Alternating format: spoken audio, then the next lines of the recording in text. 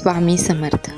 माझ्या स्वामी भक्तांनो, आज मी तुम्हाला एक असा विचार सांगणार आहे जो कदाचित तुमच्या मनात चाललेली घालमेल शांत करेल. आपण सगळेच आयुष्यात काही ना काही संकटातून जात असतो.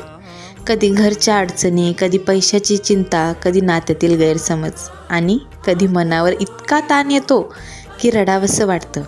पण अशा वेळी एकच गोष्ट लक्षात ठेवा, स्वामी समर्थ कधीही आपल्या भक्ताला एकटं सोडत नाही. स्वामींनी दिलेला सर्वात मोठा शब्द, भिऊ नकोस, मी तुझ्या पाठीशी आहे, हा फक्त संवाद नाही, हा प्रत्येक भक्तासाठी दिलेला आशीर्वाद आहे. आपण अनेकदा विचार करतो, मी इतकी सेवा करते, जपही करते, तरीही माझ्या आयुष्यात समस्या का येतात. पण स्वामी संकट देत नाहीत, जे आपल्याला अजून मजबूत बनवतात. जसं सोनं अग्नीत तावून निघाल्यावर शुद्ध होतं, तसंच भक्ताचं जीवन परीक्षेतून उजळतं.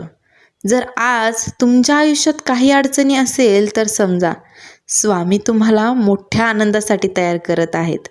कधीकधी आपण प्रार्थना करतो आणि उत्तर लगेच मिळत नाही.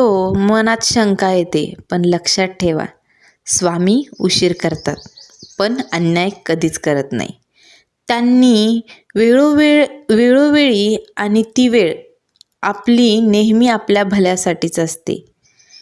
प्रत्येक गृहिणी, विशेषतः माझ्या बहिणी, आपण दिवसभर घरासाठी, कुटुंबासाठी झटतो असतो. कोणी आपलं कौतुक करत नाही, आपल्या भावना समजून घेत नाही. पण स्वामी सगळं पाहत असतात.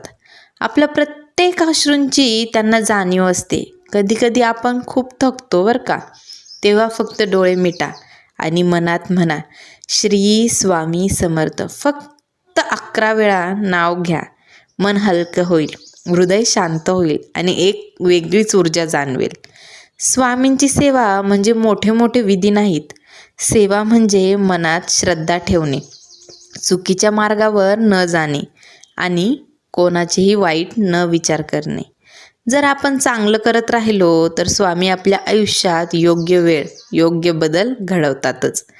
आजचा स्वामी विचार फक्त एवढाच, विश्वास ठेवा, चिंता स्वामींवर सोडा आणि मन शांत ठेवा.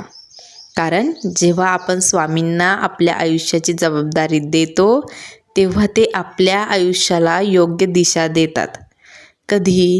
तुम्ही कधी एकटे नाही, स्वामी तुमच्या सोबत आहे, आज, उद्या आणि कायम. श्री स्वामी समर्थ. जय जय स्वामी.